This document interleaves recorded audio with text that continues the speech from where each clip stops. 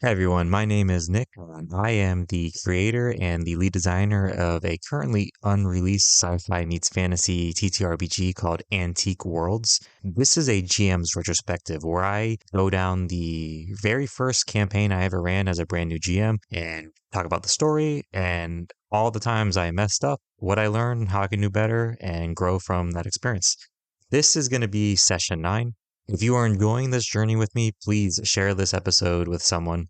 And like I said, this is session 9, so let's go ahead and get started, shall we? Now, I'm just going to give you a heads up right now.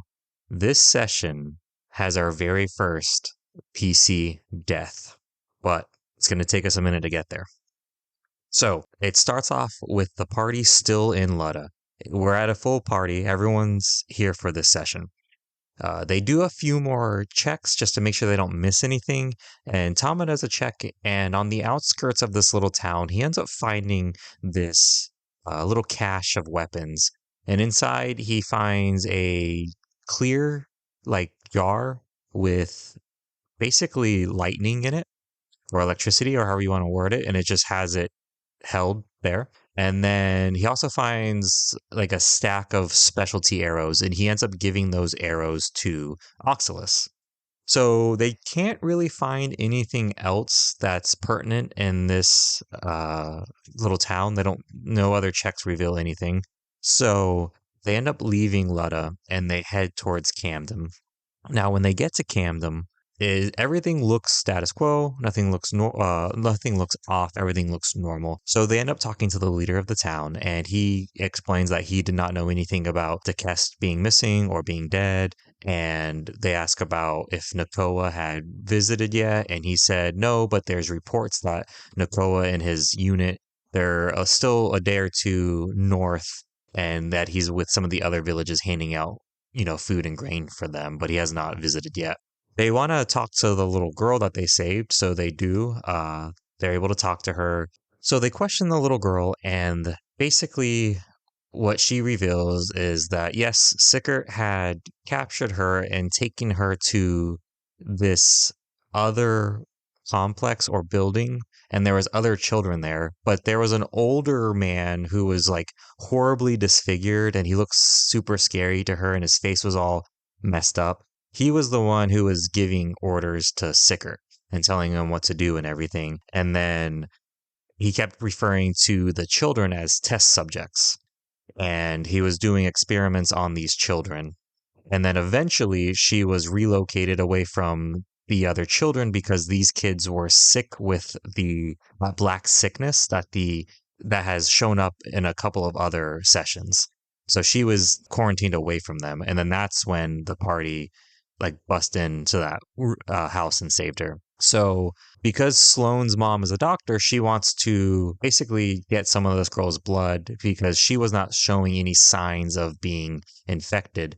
So she was trying to see if there would be anything in her blood that was making sure she did not get infected. So she draws some blood from the little girl, and then she sends the blood to where her mom is in Hyperion to have it tested. So now that house that little girl was being held captive, that the party saved her from, they head back out there and they start looking for tracks. And they do end up finding some tracks that lead to basically another house a little bit further away. And they break into this house and they search it. And for the most part, it seems like a very normal house until they find basically like a secret door. And the secret door has like this really high tech lock on it. And the door itself is like fancy spaceship metal, basically. Like it's not actually metal made from a spaceship, but like super high tech looking. It doesn't match the aesthetic at all. And Charli manages to hack into the keypad and open the door. And everyone is looking at like this super high tech, almost like operating room slash scientist office kind of thing. And they all go into it, and then the door shuts on them, and they are met with a computer like AI voice that identifies itself as Sister, and it's this AI system that is running this entire little room. And she immediately scans everyone in the party, and kind of like each of them gets like a little rundown, and they are all like known. So like it scans Sloane and it knows her full name and that she's the daughter of Roan, and I think her mom's name was Callista.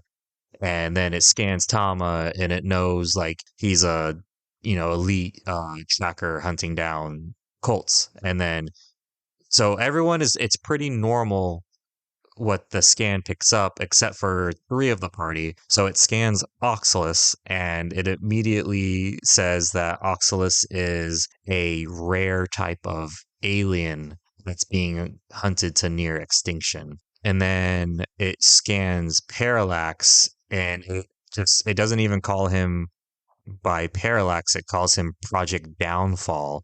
And then that Project Downfall was a failed experiment. And then it scans Charli, and it has nothing in her database about who Charli is. And that was also like another clue at Charli wasn't born, anywhere known. She was the little kid given to the old man as an infant when her mom was on the run. So they're all kind of weirded out by that. And as they continue looking out, or they continue looking at the room, they find this massive computer setup with, a bunch of screens, and it's all like super powerful computers. In the center of the room is this big operating table, and they find strapped to it is this Frankenstein-esque body that's made of different body parts and different species, and it's just this big, like, disgusting mess of flesh that's being put together by some mad scientist. And it's currently there's no signs of life, so they don't know if it's a failed project, or if it was just beginning or not. Now, Charli manages to hack into the computer, and she starts getting information off the computer, and some of the things that she gets off the computer are basically that she confirms that the black sickness started when the very first fracture happened. And then she also finds out that the name of the doctor who's doing these experiments and that was controlling Sickert, his name is Dr. Sobet. And he is obsessed with basically experimenting on living subjects to try and stop this sickness, which he calls the hollowed virus. So he's obsessed with using living people to try and stop this hollowed virus.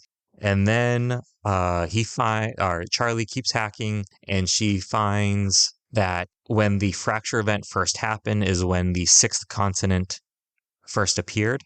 It was because of the fracture that the sixth continent appeared. And then the final thing she learns is that the city of Miss is on the sixth continent, and that the leader of the city of Miss is named Suaver. And this man, Suaver, is working with Dr. Sobet and will send him living specimens so he can experiment on them. So I gave Charli the opportunity to continue hacking, and it would have resulted in more information given, but she would have to do a mini game against Sister. She opted not to. They felt like they had gotten plenty of information, so I left it there. Charli manages to get that door open again, and they leave. And as they step outside this little house, these four massive hounds that are these giant, monstrous hounds that have been clearly experimented on step forward, and they are they're going to attack them. So these hounds attack them, and they go into initiative, and they start a battle. And these hounds are incredibly strong, and they take a lot of damage. So this battle is fierce. These hounds hit hard. It drops a lot of health. They have to work together to make sure they stay healed up and they don't get separated from the hounds. And they manage to defeat a couple of hounds, and I believe there's one or two left, but they're not sure how much health these hounds have left. So they're like, we should retreat. We need to retreat. Let's get out of here. And the Tama stays on the front line to let most of the party start to retreat. And he's holding off these final two dogs. And basically, he was trying to time it so just as the party gets further enough away, he was going to also retreat and join them. And I believe he actually goes down, and then Warden jumps to his rescue to get he gets Tama back up together they manage to kill another one of the dogs, and there's one left, and they're pushing to retreat. While they're trying to retreat, that last dog kills Warden, and Warden is completely dead. There's no bringing him back. He is dead. Once that happens, well, now the party rushes back together. They stop retreating, and they manage to kill this final hound. And as they all approach Warden's body, and Warden was the heart of the group. He was the face of he was the heart of the group. He was the mom of the group. He basically was the therapy robot for the entire group. Anytime someone's backstory that was tragic came up, or they were struggling with something, Warden was there to comfort them and be the shoulder for them to cry on. So everyone was very sad that Warden died, understandably. And then Warden is made of that special like synth glass, and inside. Oh, actually, I don't think we ever talk about what Warden.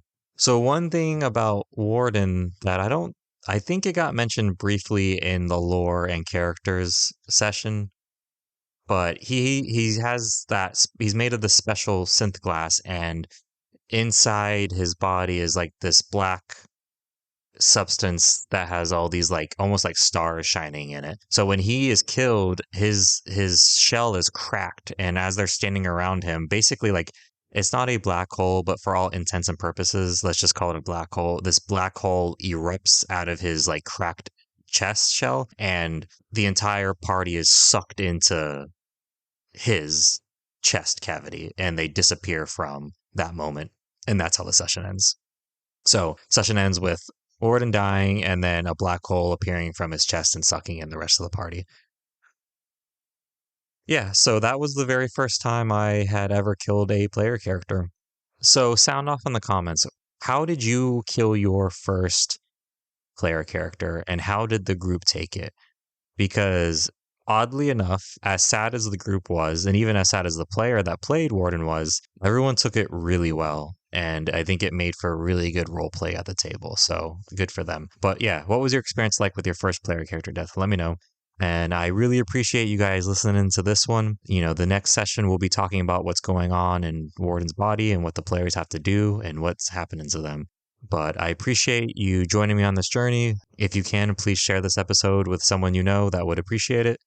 And as always, I will see you in the next one.